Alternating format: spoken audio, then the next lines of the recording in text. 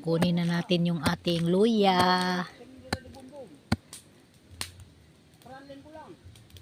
Kasi lagi yung anak niya ng lalaki, Miko daw bumubuhay. Ayan na. 35. Oh, asa napunta yun?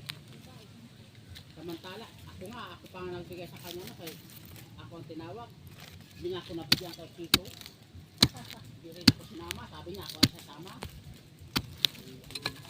Pwede na to. Kaya malaki ang kita eh. Kuya, pumasok na rin yung doon sa amin eh.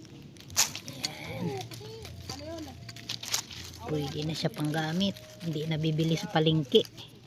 Umano muna doon. Ayan, nag-iisang bunga yung aking kalamansi. Hindi siya namunga ng mga marami kasi nasa malilim. Ayan yung isa. Nasa lilim kasi siya. Tapos puno ng nanang damo kanina.